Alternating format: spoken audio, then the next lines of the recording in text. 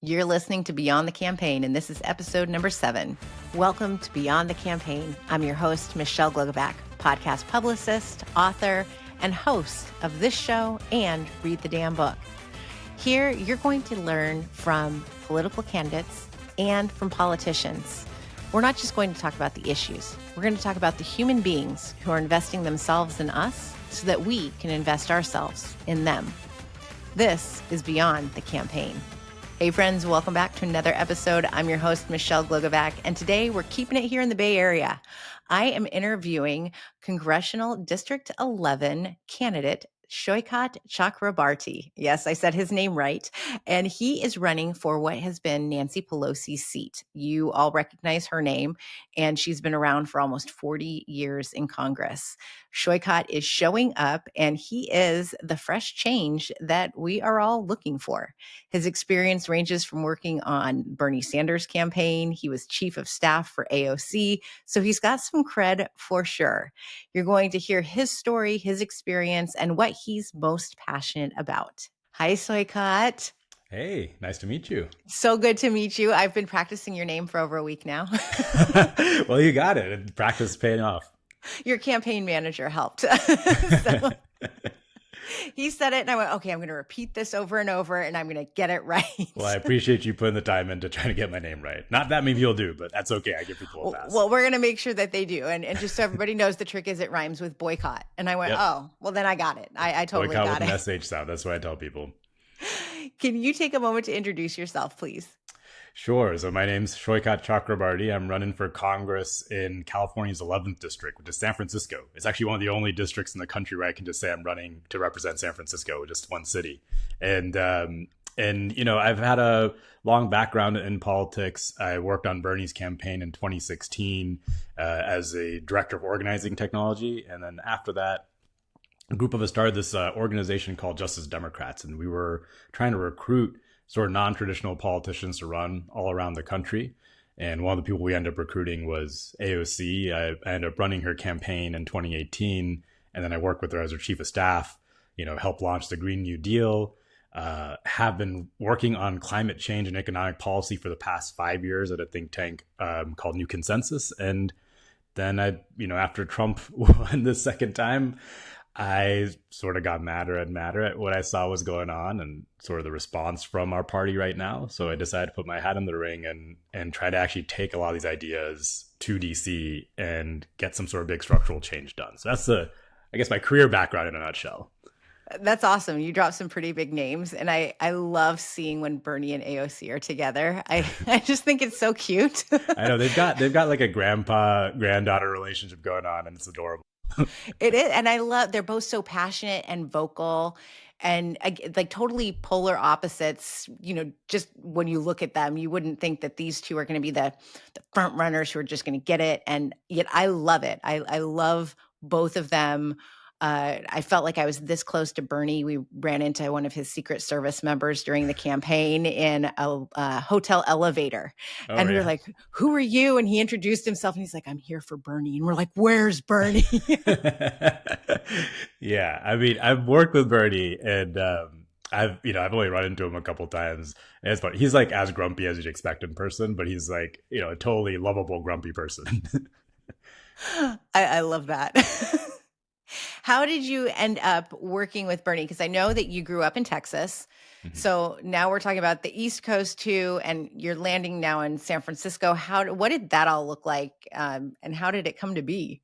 Yeah, you know, a part of my backstory there that I didn't include is I grew up in Texas, but I moved out to San Francisco in 2009. So I worked in the tech industry for a little while. I worked as an early engineer at a company called Stripe. And I worked there for a couple of years. And, you know, I was really part of that wave in 2007 of people going into the tech industry thinking, well, this is the way we're going to tackle some of our biggest challenges in society. And you know, it was fun. I've got no qualms about the stuff I did in tech. It was a fun time. I've worked on great stuff, worked with a great team. But living in San Francisco, seeing sort of like the effects of extreme inequality in this city, how unaffordable the place was, how people were getting pushed out, really got me to realize tech was not necessarily solving these problems. And these were the problems I really wanted to work on. You know, it's really cheesy, but I quit my job at Stripe, and I like made a list of what do I want to do. And I wrote, climate change, income inequality, and poverty. Those are the big things I want to tackle. I was completely apolitical at the time, but then Bernie Sanders started running for president in 2015.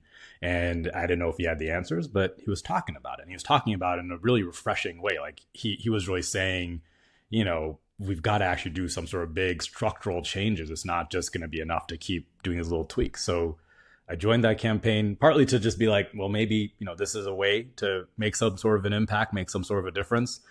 And it was incredible. I worked on this team that was trying to organize all the volunteers around the country that were not in those early 4 states. Because, in presidential campaigns, in the primaries, there's these early 4 states that everybody, staffs up. But Bernie had millions of people who wanted to help. And so we were going around the country trying to take that volunteer energy and turn it into phone calls into those early 4 states to help Bernie win some of those early contests. And I really just caught the bug from there because it was so rewarding to actually use my tech skills at the time to try to leverage that into something much bigger, empowering people to get involved and to almost win that campaign. And then, a bunch of us had this idea to try to do that for Congress. And that's how the Justice Democrats work ended up starting. But that was sort of my transition into politics and how I ended up on the Bernie campaign. I love this. And you mentioned that tech is not like there's a part of me being in Silicon Valley. I'm like, yeah, tech is kind of ruining it too. I mean, we have these overinflated salaries that aren't necessarily what they should be. They're too much, so it raises the housing pricing here, which is absolutely ridiculous. I mean, I know what I live in and what it's worth on paper. Would I pay for that? No. Right. So it's like, it's the blessing and the curse, I feel, because it gets us further ahead. But yeah, it does all of this. Yeah, and like I really kind of got radicalized through my time working in tech, because part of the thing that really bugs me about that industry is, and is sort of this microcosm of our economy as a whole. We've created this like lottery system where like a few people can win this like startup lottery and make tons of money and, buy a house and have everything you want. While at the same time, like everybody else right now is just barely affording rent, barely affording a house, most people are not going to get a secure retirement. And I just really think a society set up like that on this like lottery economy is completely crazy, right? It's doomed to fail and is just squeezing the middle class out. And it's so anathema to the way society was that like my parents came into and that I grew up in, that created opportunity for people like me to actually, go get a good public school education, have a roof over my head, have some sort of future to look forward to. So that's really like, it made me realize like I got to figure out something else. And that's why I got into progressive politics, because it seemed like at least progressive politics is caring about those issues. Do you think when we talk progressive and just that word, does it go too far left? Because right now we're seeing the extreme right and how absolutely there is. And I think that most people are in the middle, that, we have right and left tendencies and, we're just kind of in the middle. But then I think that some do look at people like Bernie or AOC and think that's too far left. It's too progressive. So what would you say about those and where you stand? Like, what is your thought process on all of that? Yeah, I really try to focus the campaign on issues, and I generally don't actually say progressive or any labels, because I think people tend to just like, they have all their preconceived notions of what that means. But I think there's a reason why Bernie is so popular. He's actually the most popular politician in the country, even amongst independents. And it's because if you talk about the actual issues that he's talking about, the economic issues, things like universal health care, universal child care, raising the minimum wage, these are actually overwhelmingly popular. These are kind of centrist positions in the country, right? The vast majority of people support them. And the other thing that I really think is important in all this, just politically, is the vast majority of people in the country, there was this poll that was done after 2024 election, and where people were asked, do you think we should get back to stability and I forget exactly the wording. Basically, should we get back to stability and like small iterative changes to continue our society, or do we really need a shock to the system? And it was like 65-35 shock to the system, right? And that, I think, is the big thing that's really driving our politics for the last several decades. Because for decades, for a lot of people, wages have been stagnant, while the cost of things like healthcare, childcare, education, kind of basics of just living a life, those have been skyrocketing. And so people are really voting for anybody pitching some sort of bold economic change, whether that's Obama in 2008 or Trump in 2016. People are really open to what it looks like. I think people are actually not so ideological about like, oh, it must be this or that. But if someone comes along, someone like Bernie or someone like Trump or Obama, and they say the system's not working, here's my plan to completely change it, that's what's winning. I think that's actually where the moderate position is right now. Mm-hmm. And we need some changes for sure. Yeah. Especially now. I think that those who voted for change, we're not getting the change that you all thought we were getting. Absolutely. Yeah. Some of us knew that we weren't going to get it, but that's a whole other story. Let's talk about San Francisco too, and whose seat you are running for. Essentially, it's now a common name, Nancy Pelosi, because she's been around for like 100 years. She's been around for, she first got into Congress when I was 1, and I'm 39 now. So she's been around for a little bit.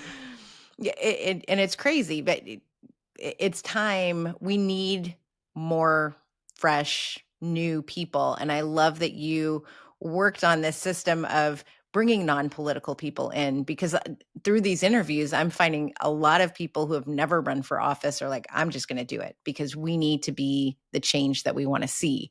A lot of moms are running, business owners, that's what we're seeing. So I love this. And that's got to be part of what you're looking to do as well, obviously.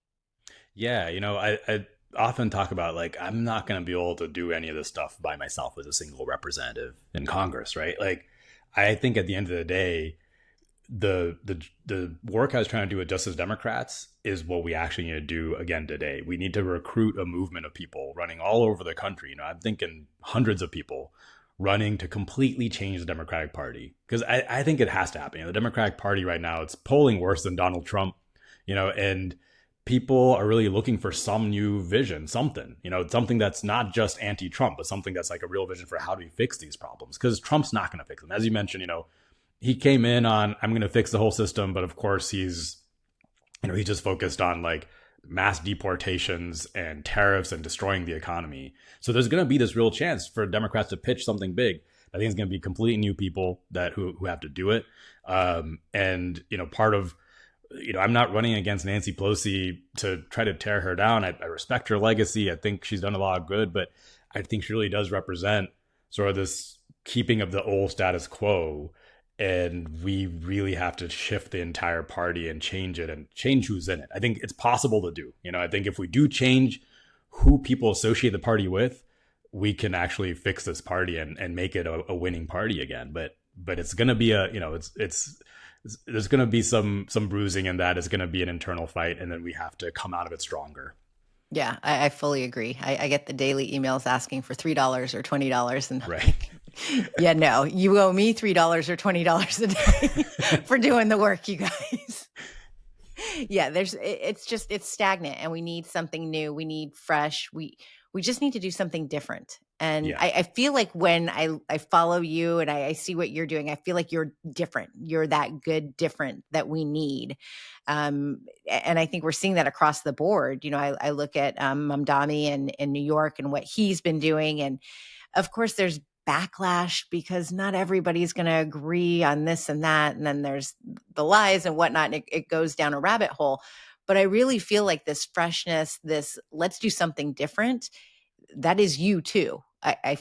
That's the sense I get. Yeah. I mean, that's like, I come at this honestly from a place of, I just really want to fix the problems for real. Like, I think the practical thing to do at this point, when you look at things like our healthcare system, the rising cost of childcare, housing, like these slow iterative little reforms are not going to fix it. If this was just a job and you came into work and you saw our healthcare system the way it is, you'd be like, okay, we got to propose something new, right?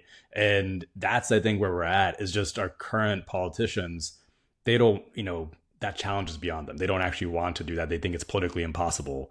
So yeah, we do need something fresh. We need something new. And it's not just, it's not for the sake of being fresh and new. It's because that's what's necessary for the moment we're in. And let's talk about San Francisco too, because I love the city of San Francisco. My husband and I, we got engaged there, we got married there. We love going to the city, and yet I've also seen the changes over the last decade of it's not as nice of a place as before. When you're driving down the street and the encampments are literally on the sidewalks, which I find so surprising that it's just become this homeless and a lot of drugs. And we've got like 49er players who are getting mugged and shot on the side of the street. So what are you within your district, what are your hopes to be the change for your city and not just for the country? Yeah, I mean, this is a place where I'm trying to really connect because I'm running for Congress, right? So I'm not going to be able to say what I'm going to do as like mayor of the city. But I really think that all these problems you see in San Francisco, they're kind of a microcosm of what's going on around the country. Like you don't, it's acute here because our levels of inequality and our unaffordability are really high. And, the exploding homelessness population is completely just downstream from the fact that it's so unaffordable to get a home here, right? People miss one paycheck and they end up on the streets, or they miss one, rent check and they end up on the streets. And so I think at the end of the day, if we actually want to tackle this stuff, we can't keep ignoring the problems that are piling up at a national level. And that's really where I'm trying to go. So just to take like one example that I talk about, if you look at the San Francisco city budget, right? One of the biggest reasons why the city budget has been increasing in cost is the cost of healthcare benefits for employees, because healthcare costs are so exorbitant and just out of control. And that's a problem that is affecting every city. And, so all a city can do in response to that is cut other services, right? Or cut employees or cut staff. But that's, we can't keep doing that. That's just going to strangle our city, especially at a point where we do have so many folks on the street who need help, who need to help get off the streets. We need to build shelters. We need to build, housing in the city. And we're strangling our city and our state government budgets because we're ignoring these problems that are piling up that we have to tackle head on nationally.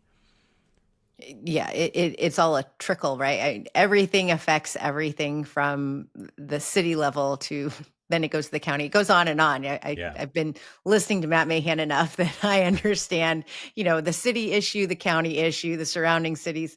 And it's just when healthcare does go up, I think that people don't realize that our private healthcare that we get through, a corporation, when that goes up, that our city government has the same issues. Right. Everybody's affected. And so it's even a double whammy for those of us who are paying our taxes, because we have to pay for it there too and at home. And it just becomes a cyclical thing. Yeah. Yeah. And it's just, for so long, it's felt like these intractable problems nationally. So people tend to focus locally. I mean, it's easier locally to make an impact, right? But I think it's just at a point where we're at a breaking point in the country, right? We can't, we have to solve them. And so we need people who are going there that are willing to, roll up the sleeves and put in the legwork to do it, and not just let this keep piling on for the next generation. I want to pivot a little bit to family life, because you are married, you have a daughter. What does this mean for your family? Because I know this is a family decision. You have to have family support. When you're congressman, you're going to be traveling to DC, and I don't know how you all do it with this. We see that, there's a recess called, and nope, now you're coming back and flying all across the country. What are these discussions at home, and how is your family supporting you? And do they think you're completely nuts? When I started a little bit, but at this point, I mean, my wife is incredibly supportive of the stuff, and she's been through enough with me to know that I've been completely nuts for a while. So it's not a complete surprise. But yeah, I mean, if I'm being honest, this is the hardest part of it, right? Like, it would be so amazing to win and be able to do something for the country and for the city. But I love my family. I love my life in San Francisco. It's honestly, every time I look around the city and I look at all my friends here, I'm just like, man, I'm going to give this up. But at the end of the day, it also reminds me of why I'm doing it, right? I have a daughter. She's young. She's 6 years old. And I don't want her growing up in a city that's, just this two-class system where there's like the rich who can live and everybody else who's struggling. I don't want her to be growing up in a country where climate change is like ravaging our nation and where things are just getting worse and worse. So to me, that's sort of at the core of a big reason why I'm doing it, and like I hope I can do something to leave this country better for her. Well, I appreciate it because I like to emphasize that this is a sacrifice that you make. This isn't I think that all too often we're seeing those who are in office as, it's glorified and somehow they're all making a lot of money despite the little paycheck that they're supposed to be getting. And they're making this a career thing versus, we have to also reflect on that you have a family at home who's going to be here on the other side of the country. They're going to be missing you. You're going to be missing out on certain things. And that's honestly reasons why a lot of people don't run. It's why I haven't run.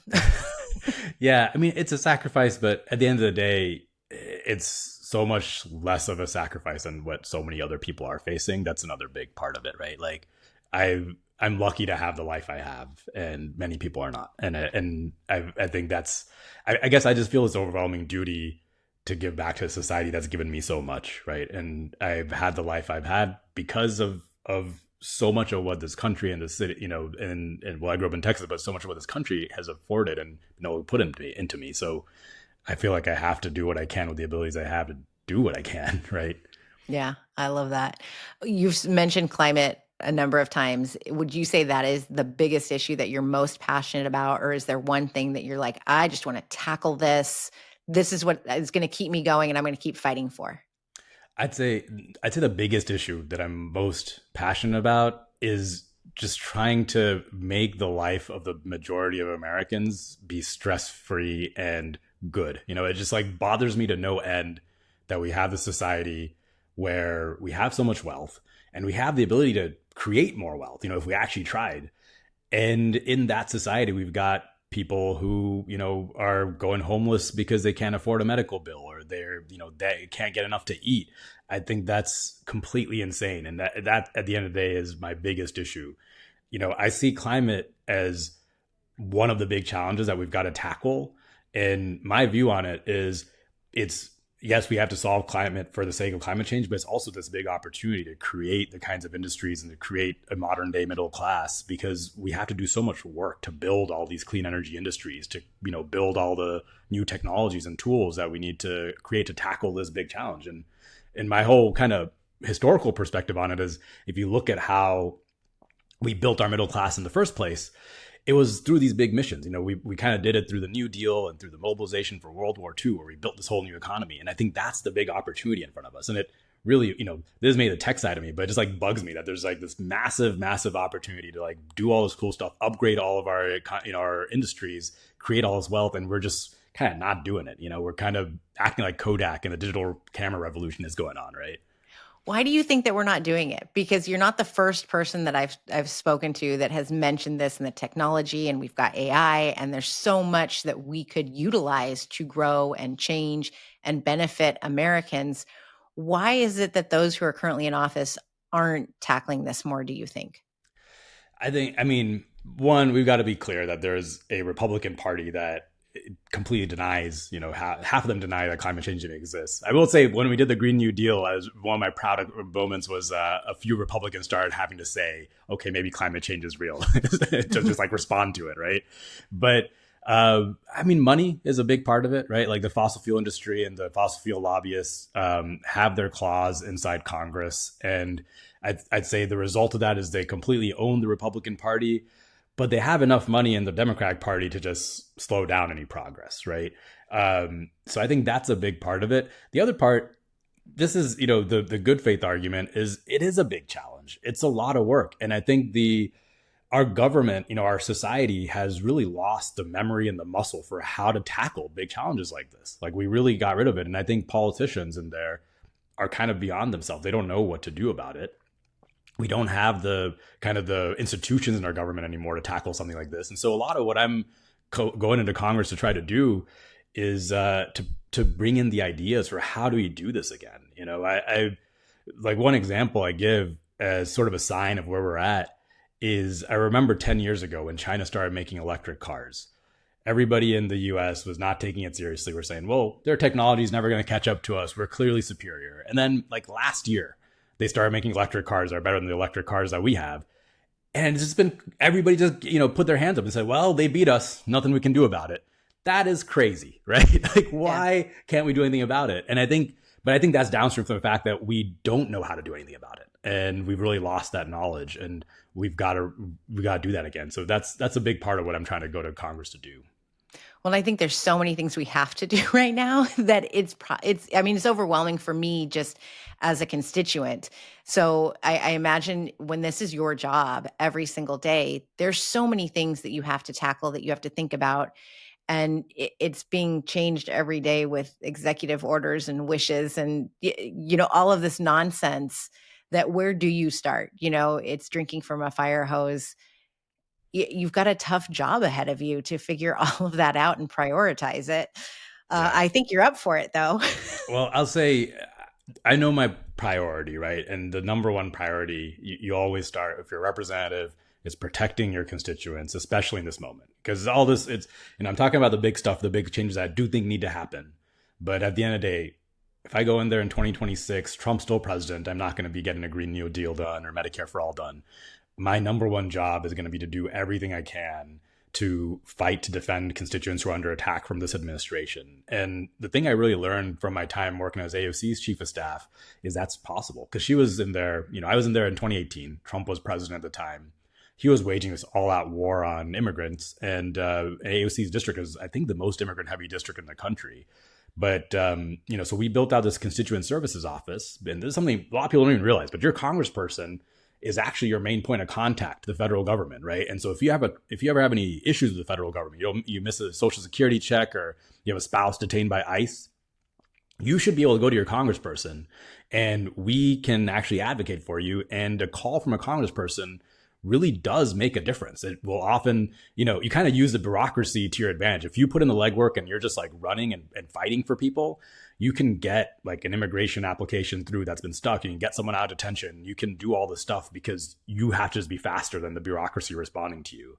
So that's going to be what I hit the ground running doing in 2026. Because right now what's going on is out of control. You've got ICE picking people up off the streets in masks, in unmarked vans. You've got, all kinds of agencies being defunded, and you can actually try to fight to get that funding back and work all the loopholes that you can. I love that you mentioned that, because there's also a lot of people who don't even know who their representative is, which totally baffles me, because I'm like, oh, I've got him on speed dial. And, the holding office hours, this is why I love Jimmy Panetta, is he has these office hours. You can make an appointment. You can get help.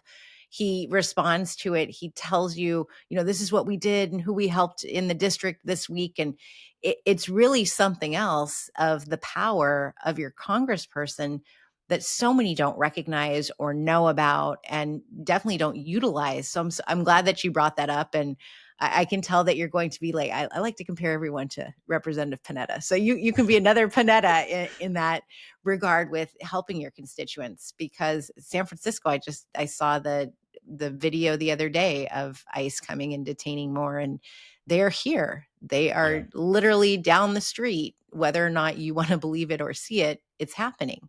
It's happening, and it really is a choice. I think, as you mentioned, this job, it's weird, right? You're in DC for half the time. The default is you lose touch with your district, and especially if you start having a safe seat where you're never being challenged, the easy thing to do is, I'm not going to spend all this time doing constituent services or town halls or any of that stuff. So you have to make a choice to be present, be available, do town halls, inform your constituents. And that is very much the way I'm going to be, representing. And this is the way I'm trying to run the campaign as well. I do calls with voters every day at noon. So anyone can go to my website and sign up for a virtual town hall with me. I've done over 100 of them. I plan to keep doing some version of that, when I'm elected.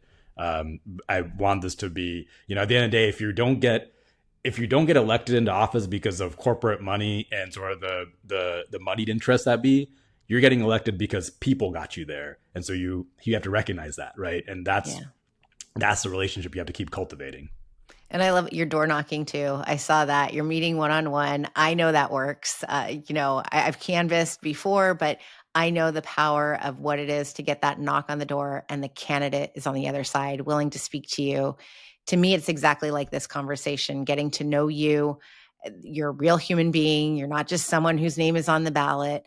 I love it. I think that you're doing a great job. I'm excited for you. I wish I could vote for you. We'll move on up. I appreciate that. I'll come dip into the district to vote and then, come back. Where can everybody find you, donate to your campaign, all the good things, and follow along until you win in 2026? Yeah, well, you can go to my website. It's saikat.us, SAIKAT.us. And you can donate or sign up for one of those calls with me that I was talking about if you live in San Francisco. I'm also on every social media channel. If you just search for me, I think I'm Saikat for Congress on most of them. And yeah, or you could just email in at team@saikat.us if you got any thoughts or anything you want to discuss with me about. I love it. And you're setting the precedent with your social media by showing up too. So seeing a lot of politicians who are needing to step up their game, but you're already there. So you're ahead of the curve. Yeah, you've got to do it today. I mean, it's the modern day TV, right? This is where you have to be, is how you communicate with people. Yes. Thank you so much. I appreciate you. I'm so excited that you're running and that we got this opportunity to talk. Thanks so much for having me on. I really appreciate it. I'm sure you're noticing there's a huge common theme that keeps coming up in these interviews, and it's around opportunity. Americans aren't getting the same opportunity. We have a huge gap when it comes to the very rich and wealthy and the rest of us, the working families, the unhoused, those who are living paycheck to paycheck. What are we going to do as a country to ensure that that gap does not widen further? I think that Saikat is an excellent choice for Congress, that he's going to show up, is already showing up for the constituents in his district in San Francisco, and that he's going to also show up for the rest of us in DC. So go do some homework, find out more about Saikat, go follow him, seek out what he is all about, and if they align with your views, learn more about who's running for office and what's going on beyond the campaign.